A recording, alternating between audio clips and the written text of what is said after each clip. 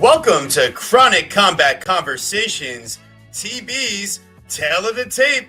It's a UFC Vegas 105 preview from a statistical and just overall Tale of the Tape perspective, trying to get a look ahead before our weekly Thursday breakdown show, which, if you haven't already, please like this video, subscribe to Chronic Combat Conversations.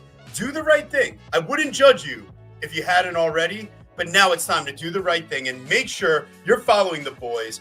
Always free content, the best bets, best guess, always free picks. But until then, until Thursday, you guys are stuck with me. So I hope you're ready to look ahead at this week of fights and try to see if there's anything sticking out from a height, reach, age, pace. Is there a camp change? Is there an injury? Is there a long layoff? We're going to be doing a deep dive, so I hope you guys are ready. If you haven't already, please throw a like, please subscribe, and also let me know what you're thinking in the live chat. I need all my people. We got to be talking about what's happening with all these fighters coming into their matchup. Is this all status quo, or is there anything that I'm missing in my breakdown? So, guys, we're going to go ahead, opposite of what we do on the main show. Let's start from the bottom. And keep in mind, if you don't have a nickname on UFC Stats, well, that means you're getting a TB nickname. And in this first matchup, we've got Loma, Loch Ness, Lukbunmi.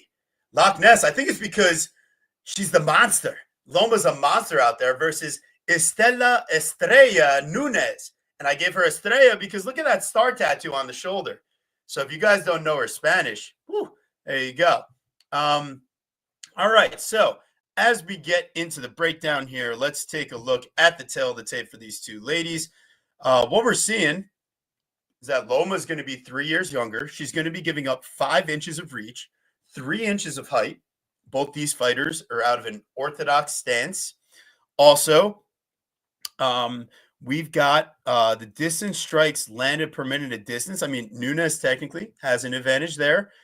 The only issue here is when she's fighting over an extended period, things don't tend to go as well. So one thing that's not standing out when you just look at pace, it's impressive, but you have to note that Nunes has been finished in 3 out of her 4 UFC fights, whereas Loma Lookboonmee, even in her losses, I mean, they're basically all going to decision unless your name is Elise Reed. So in this matchup here, well, if the striking, what could be the big difference maker? Because if we look at these amazing Nate Latshaw stats and what's going on, chat. Now, Dixon, here's what I'll say to you. He posts them on Twitter afterwards, but if you're following us on Picket, you can see every single bet we place. Bet MMA, it's good for certain things, but it's not good for uploading anything complicated from a betting perspective. But Picket, it links directly to your betting apps. And from there, you can see all of our bets live as they happen. So just follow us on Picket. I appreciate you checking in and asking the questions. I promise you, set up 2 of them the last couple of weeks, and instead of playing like large parlays on juice favorites, he spends maybe 1 total unit a week, spreading out a few different small parlays of like long shot props put together. So hey, it's worth a shot. I'd rather do that than play these gigantic juice favorites. So what up, Rob? Thank you so much for joining the channel. Loma Lookboonmee, where could she have a big advantage here? Because, I mean, she's given up the height and reach, but what you look at is Estela Nunes. This striking accuracy over expected technically looks pretty solid until you take a look at what happens on the ground. And Estela Nunes eats ground strikes at an absolutely ridiculous pace compared to her opponents. And also we see Loma's now attempting 2 takedowns per 5 minutes at distance. She's landing takedowns at 50%. So we're anticipating that Loma's going to be shooting on average 2 takedowns per round and landing 1. Well, it just so happens that Estela Nunes spends 36% of her fight time being controlled, and she only has a 50% takedown defense. So while from distance this could potentially look close, Loma has the chance to absolutely turn the table at any moment with her wrestling, just based on the stats. So we're going to do a little bit of tape and come back to it, but the large favorite, Loma Lookboonmee, she seems to be the clear side. From a tail of the tape perspective, if this fight takes place on the mat. If it's at distance, I don't know. Could be anybody's guess. Might be super close.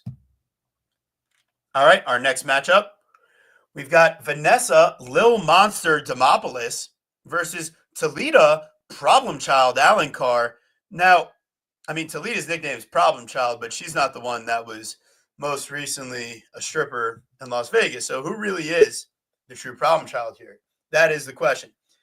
In this matchup, Alencar is going to be 2 years younger. Demopoulos will have a 1-inch reach advantage. Alencar also giving up 1 inch of height to Demopoulos. Looking at the different striking differentials, I mean, they're both not very good at distance, but Vanessa does throw about double the volume. What else I take away is it's a pretty small sample size for Alencar. She just fought an absolutely gigantic fighter in her last fight, giving up like 6 inches of reach, 5 or 6 inches of height, tons of athleticism. Vanessa Demopoulos, they're basically the same size, and Alencar is slightly younger. So I think that's something important to note. Whereas Demopoulos, she's fought extremely small fighters such as like Kanako Murata, Jinyu Fry, fighters where if there was an atom weight division, you would probably see those fighters in it. So yeah, Vanessa Lil Monster Demopoulos, yeah, I ultimately think that she might have the better pace from distance, but we've also seen her controlled for 23% of her total fight time. And Alencar should have a way better, 1, takedown game, and 2, control rate with a higher level of jiu-jitsu. While Demopoulos can be dangerous throwing up subs and attacking from her back, that level of aggression could actually be a problem against a black belt, the level of Alencar. So things that might have worked against a low-level grappler but high-level wrestler might actually get her in trouble in giving up an armbar once again to the higher-level grappler. So I think on the mat, this thing favors Alencar. If this is at distance, the empty volume could certainly favor Demopoulos. But I'm curious to see what Alencar looks like against a fighter her own size. So I don't know. Nothing on the tail of the tape really tells me to go too hard either direction. I think this is going to be one where you're going to have to do a little bit more tape on the subject. Next fight, we've got Victor La Mangosta Henry versus Pedro Pedrinho Falcao. Interesting things here. Falcao going to be 5 years younger, giving up 2 inches of reach. Going to be a 1-inch height advantage for Victor Henry as well. He's also the switch stance fighter. Also, the striking differential per minute at distance heavily favors the output of Victor Henry. And it definitely seems like he would own all the striking metrics from distance. However, Pedro Falcao, he shoots 9 takedowns per 5 minutes at distance. 2 takedowns essentially for every minute he spends at distance, and he spends 48% of his total fight time in control. And this even goes back to the Contender Series as well, which isn't actually included in these stats. But looking back at it, I mean, this guy, he's going crazy out there. Now, what I will say, he does get knocked down by Victor Striker Hugo. Victor Striker Hugo. In that matchup, I think Falcao, he still ends up with 7 minutes of control. Just the damage and the distance striking volume outweigh the 1 out of 13 takedown attempts for 7 minutes of control. So, yeah, I'm curious to see Victor Henry, at these lighter weight classes, now 38 years old. Falcao coming off of Contenders, going to be a bit younger. He's going to have the cardio and the grappling upside, it seems like. I mean, maybe not the cardio upside, but at least the wrestling upside. So this seems like a pretty binary fight to me. One where I would probably expect it to go the distance more often than not, just knowing who Victor Henry is as a finisher or lack thereof, at least at the UFC level. So I expect this one to go to the distance either way. I don't think Henry's getting finished, although he does get tapped by submission in his last fight to Jordan. So that's not necessarily ideal. Yeah, if anything, this seems like a dog or pass from an analytics perspective because each guy should have a very distinct advantage in the one place where they want the fight to happen. So, yeah, curious to see where this line goes, but very interesting. Could be a dog. All right. We've got Reese Skeletor McKee versus Daniel Fun Guy Frunza. Yeah, let me know if you guys got a better nickname in the chat. Maybe you could think something better than Fun Guy, but I don't know. I think it flows a little bit. Fun Guy, going to be 2 years older. Reese McKee has a 5-inch reach advantage. He's going to be 1 inch taller. He also has the UFC experience advantage, just like, at what cost, Reese McKee? at what cost did your experience come? Because, I mean, we're now 0-4 overall at the UFC level. One knockout and 3 decisions. He's been knocked out 2 times in his career. Frunze, he's got 8 knockouts, but across all 3 rounds, it's pretty evenly spread out. So ultimately, I mean, I think that Frunze, he seems to be, the contender series guy. You would imagine he would be the one that, if anybody's trying to get a push here, it's probably going to be Daniel Frunze, not the 0-4 guy in the UFC. But Rhys McKee, I mean, fighting the competition of Chidi Njokuani, Angelosa, Alex Morono, Khamzat Chimaev, we got to see where Frunze stacks up. So this is a tape study fight.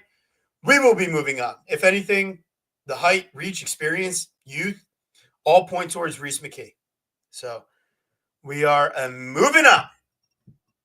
We've got Diane, the Warrior Princess Belbita, versus Dione, the Witch Barbosa. Barbosa going to be 4 years older, 2-inch reach advantage, and a 1-inch height advantage for Diane Belbita. Yeah, I mean, if this fight were to purely take place striking distance, Belbita would have the higher strikes landed per minute at distance, also a higher striking differential. She's never been knocked down, and she's landed a knockdown, whereas Barbosa, not really anything in the power department in the UFC to this juncture. What stands out to me on the other end of things is Barbosa would clearly, what's going on, Andrew? How we doing? Thanks so much for joining the show. Make sure you guys are letting me know anything you find in your tape study and analysis, any stats that we might be missing, anything from their camps that you might think is of worthiness. But let's see here. Let's see what's going on. Let's go, boys. Let's go. Make sure you're sharing it around. But ultimately in this fight, I think it comes down to if Barbosa is able to get her control going. 5 takedowns attempted per 5 minutes of distance. So she's basically shooting a takedown every minute that she's fighting.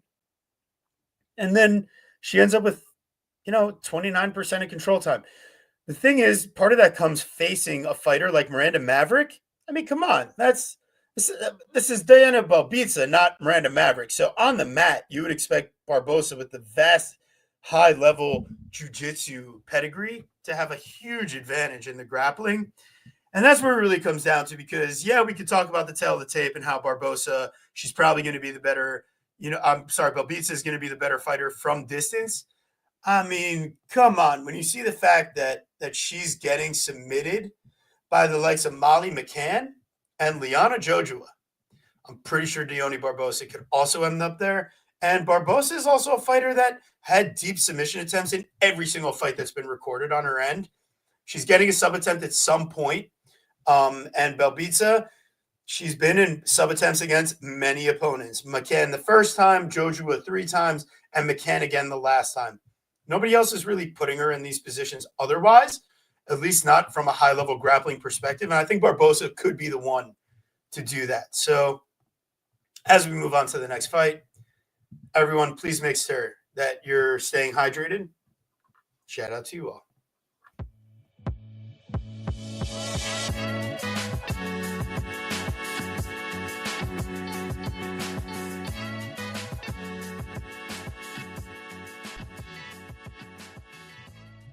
We got Davey Dangerous Grant versus Daniel Villicat Santos. I mean, this is going to be an absolute banger of a matchup. They couldn't have done a better job matchmaking here. Ultimately, I feel like, Grant, he's given up 9 years in the age department, but Davey Grant's got a 2-inch reach advantage and a 1-inch height advantage. He's got a vast UFC experience advantage. He's also, let's take a look at the stats. Davey Grant, he lands way more distance strikes per minute of distance than Santos, and he also does it at a higher differential. So what does that mean? Well, he's also got the better defense by a significant amount. Willie Cat absorbs a ton of strikes, and it basically seems like Davey Grant is optimal at basically any range. He can affect you clinch, distance, on the ground. It's just I don't expect him to shoot takedowns at a high rate. I expect him to, if anything, be defending takedowns because typically his striking is pretty good these days. He's cleaned up his defensive issues from early in his career. I think he's made huge strides in the striking. And we see that on the stats. Willie Cat, he's a wild guy and he's a bit athletic. But didn't we just see that in the last fight with Ramon Tavares against Davy Grant? So, yeah, I'm going to go, I think the underdog in the older guy in Davy Grant is going to be the right idea. He's taller, longer reach, higher volume, better defense, and way more experience. So, yeah, I think that these guys coming out of shoot the box, especially at the lower weight classes, they're exciting, they're explosive, but there's just not as much finishing potential. And that's kind of what they need because they're not minute winners. So Davy Grant here, I'd like him to win the minutes, win the fight. And also, he's got his own dangerous finishing potential. Just ask, reverse triangle, Asuncao, how you doing, buddy? So, yeah, we'll move on here. I think if anything, though, tell the tape points to Davy Grant. Our next matchup, we've got O'Day, the Jamaican sensation Osborne versus Luis Grim Gouroulet. Or is this Robert Goulet? Davy Gang, stand up. Dogfather, Santos. Come on, man. Don't do that to me. Don't be like that. Don't take Santos on me. It's Davy Grant Gang. Come on. I don't know. Maybe you got good reasons, though. O'Day Osborne, he's going to be 2 years older. He's got a 9-inch reach advantage. He's got a 2-inch height advantage. He's going to be the southpaw striker here. He's got the UFC experience advantage. The only worry is, Gouroulet here coming in on his UFC debut, 10-0, the year of the undefeated fighter taking their losses. And O'Day Osborne's got a ton of tail-to-tape advantages. If you didn't tell me about any of O'Day Osborne's previous, UFC experiences, it quite clearly points to him having the advantage over Gouroulet here. If we just do a quick look over the stats from Gouroulet versus Piccanini, Nick Pick goes 10 out of 20 on takedowns for 5 minutes of control, and basically has zero striking. So O'Day Osborne, I think he's got way better striking and way more height and reach than a guy like Nick Piccanini, who, he's a sick wrestler. That's about where it ends. He's got a lot more to learn from MMA. Dogfather, sometimes that reasoning's enough. Fair enough. We'll have to do some research. I still got some tape to do, but we'll see, man. O'Day Osborne, yeah, we'll see. He's really catching my eye here. Next fight, we've got Torres, the Punisher, Finney. My God, if you don't look like this guy and you go to the gym, you're doing it wrong. You got to look like Torres Finney if you're hitting the gym consistently. Versus Robzilla, Robert Valentin. We've got a 2-inch reach advantage and a 6-inch height advantage for Robert Valentin. Yeah, good Lord, this man is thick. By God. He's giving Thick Willie a run for his money. William Knight. By gosh. Geez, this guy is huge. All right. Anywho. Yeah, Robzilla here. I think he's gonna have a tough time with this horsepower and thickness because, man, is this guy huge. But Torres, outside of the wrestling, and he's got crazy power, but outside of the wrestling, there's not a lot of technical stuff to his game. It's just Valentini's lost 4 times, and he's shown he's got plenty of different ways that he could lose. I think he's an interesting prospect. He's an exciting fighter, and I like his persona, and I think he's a smart guy. He might be one of those guys that's like a better coach in the future than he was a fighter in his time. But, hey, listen, he made it to the big stage. He did lose to Ryan Loder, who's like high-class American wrestler, but Torres Finney is an athletic American wrestler as well. So this could, the girth. Come on. Look at this guy. Valentin, I wish you well. I'm not getting to a dog shot here. Make sure you guys are joining us live every Thursday, 8 o'clock Eastern. If you haven't already, throw a like on the show. Subscribe to the channel. Would help the boys out a ton. And, before we get moving on to the next fight, just recommend to all my friends, make sure you're staying hydrated out there. Do your thing.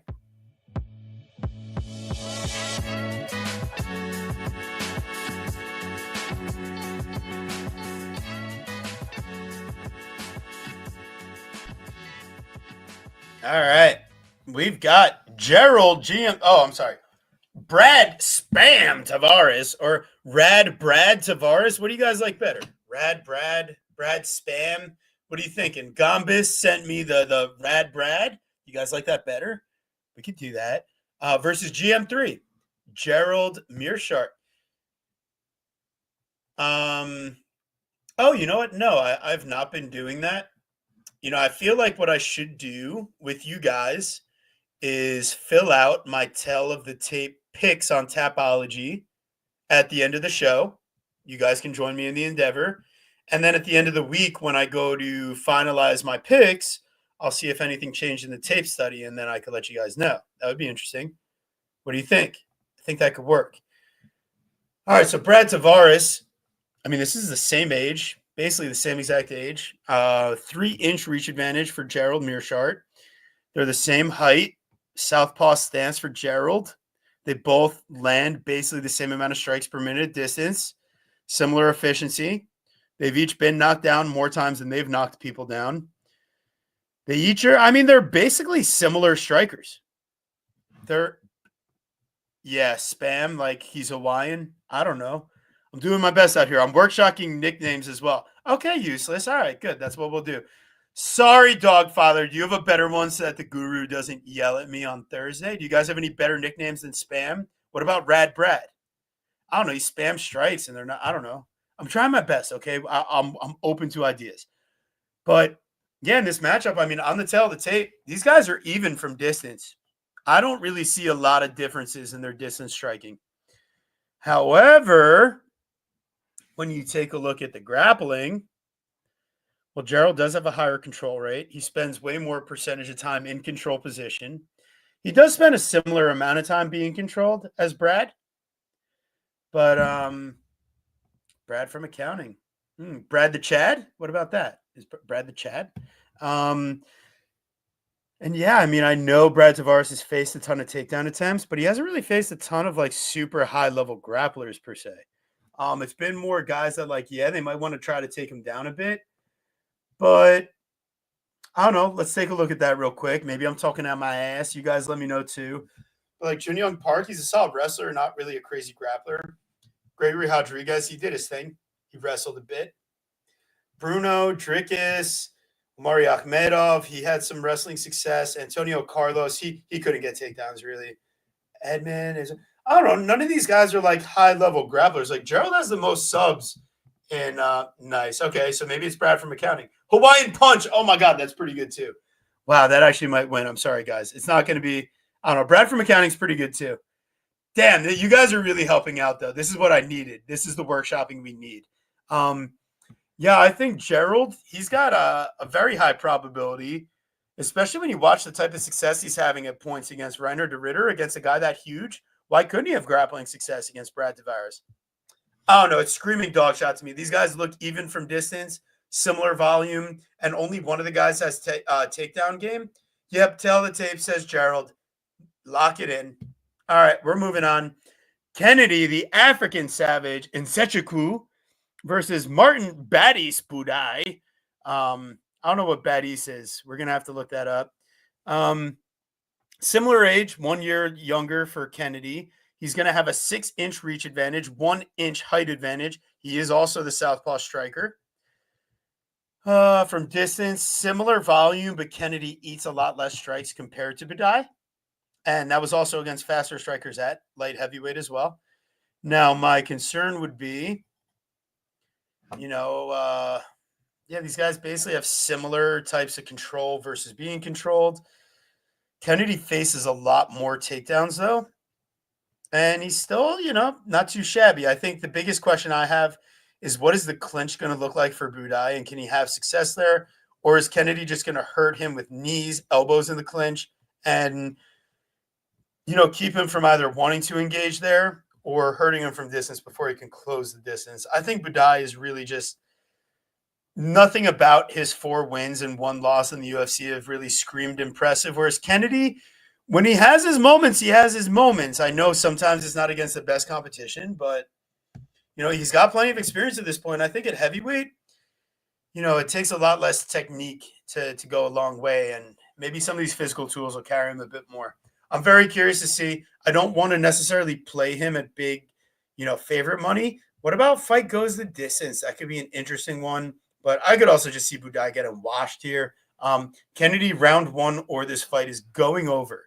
I'm calling it now. All right, moving on. We're to our co-main event, so I'll just remind everybody in the chat hanging out with us.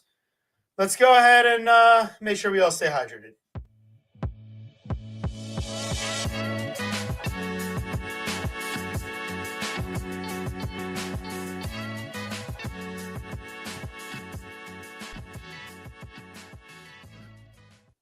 Yeah, so, all right, to go back real quick, Caden, appreciate you. If you guys haven't already subscribed to the channel, make sure you're doing so. Would be really chill of you. We'd really appreciate it. Costs you nothing.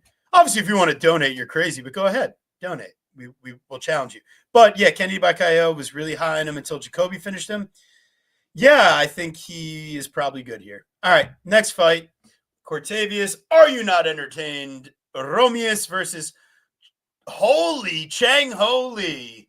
I hope you guys like that nickname. I worked on that one a little bit. Tell me if you got a better one in the comments.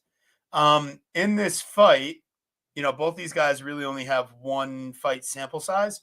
So it's very difficult to compare the stats too much. Romius, 1 year older, giving up 1 inch reach, giving up 4 inches of height. He is the southpaw striker. My problems, he lands more strikes per minute at distance, but he also absorbs way more. It's just Chang Li, man. I mean, what are you doing? What did you do to deserve any of this? Like, what did we really do to deserve any of this? Because Long Zhao, is that? Am I impressed? Dharmisi Jawupasi, Rana Rudra Pratap Singh. I mean, I'm having a tough time here, guys. I just don't. Maybe there's like a control wrestling aspect for Lee, but he gives up 6 minutes of control compared to 1 minute 50 in his matchup. For the Korean Khabib, that's who this guy is? Oh, is that what his nickname is? Do I have to change it? Oh, maybe. I don't know. Did he deserve it, though? He got out-controlled 4-1 versus Long Zhao. I mean, come on. So I'm tempted on the are you not entertained side. He's going to be the more explosive athlete. He's going to be the guy that I think is way more capable of getting a finish on the feet and on the mat. I don't love it. So ultimately, we're moving on. We've got Pat Saint Sabatini, or the Pat Attack Sabatini. I don't know. We're going to need help here. I don't feel great about this one. Versus Joe Anderson Tubarão Brito. That's his nickname. It means shark. 4 years older for Sabatini. He's giving up 2 inches of reach. They are the same height. Brito should have the striking advantage from distance. Lands more strikes at a better differential. But Sabatini, I think he's a higher level wrestler with more control, better control rate, less time being controlled, and a way better grappling game. So if Brito's not getting an early finish on Pat and Pat's getting some wrestling success, this could look really, really ugly because, I mean, he's never been subbed. He's locked up 3 of his own. Then again, Brito, he's locked up 2 of his own, and he's never been subbed. But a guy like Bill Algeo, when he has you gassed out, he's not able to put you away. I think Sabatini's a bit more of a slick and dangerous finishing grappler. So, yeah, I don't know. We'll see what's going on. Make sure you're subscribing. Make sure you like the show. Appreciate MMA holes. Appreciate you guys joining. So, yeah, in this matchup, it's truly the fact that Sabatini gets knocked down at a way above average rate. So I don't trust him from distance. But it could be a perfect live betting spot or a pre-fight. You could take a submission prop. You could take a Pat Sabatini dog shot. There's a lot of things that could potentially interest me. But, yeah, we're moving on. It's the main event. We've got Josh CCO Emmett. Is that the chief combat officer? I like that. Versus Lerone, the Miracle Murphy. Lerone comes in. He's 7 years younger, 3 inches of height, 3 inches of reach. They're both orthodox strikers. Lerone Murphy has a higher volume from distance, and he absorbs way less strikes. He also has a way better control rate. He does spend a lot more time being controlled, but he also has faced, like, a lot more guys that are actively pushing a wrestling and grappling pace. And yeah, I just think the tell the tape clearly says that Lerone Murphy is the pick here. I don't see anything otherwise. Like, I love Josh Emmett. It's truly knockout or bust. And he could get it at any round. So Josh Emmett by KO. You could, I don't know, look at the early groupings. But otherwise, I mean, Murphy should just, do great. And yeah, it's probably a pass, right? Murphy by decision is like my best thought from a money line perspective. So, all right, guys, we're trying something new together. And I apologize because Tapology can be a bit annoying these days.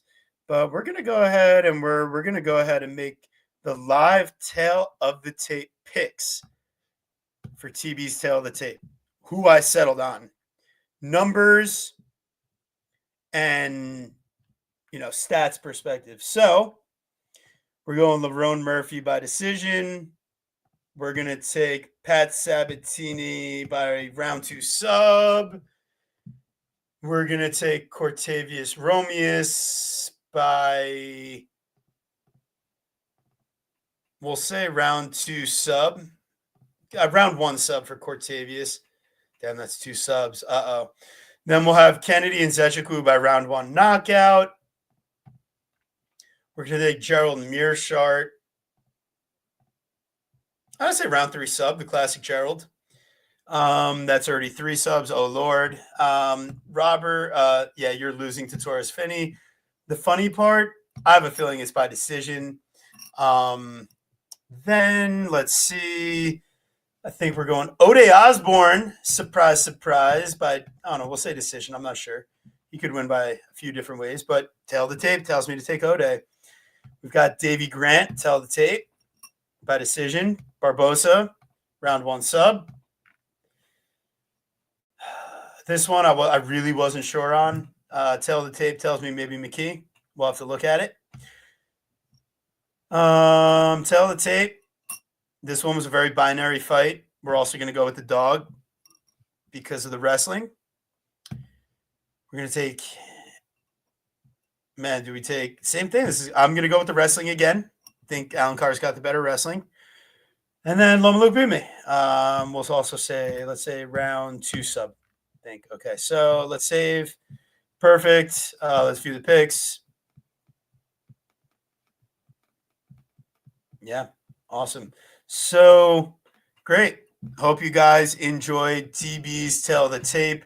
We will revisit these picks when we go back. I don't know, Saturday when I'm entering them. I'll note down if there's anything I change. Maybe it's a little dog heavy right now. Maybe I got to pair some things out with tape study, but that's where I ended up. Hope you guys enjoyed the show. Thank you so much, useless present. Your presence was not useless. We thank you so much, everybody here. If you haven't already, please throw a like on the video. Yeah, the guru should do the same. I totally agree. And then, yeah, please support the channel, support the boys. It costs you nothing unless you're crazy enough to donate, which, hey, we'll take it. Plenty of people have donated. If you want to be a member for no reason, go ahead. Maybe we gave you a good bet. But yeah, this has been TB's Tell of the Tape. Bald guys playing poker were the vibes. And Lerone Murphy, he's very, very upset that Dana White did not include him at the poker table. So I'll catch you guys on Thursday night live with the Guru. We got the Couch Warrior. Make sure you guys stop by Thursday, 8 p.m. Eastern. Be there or be square. See you then.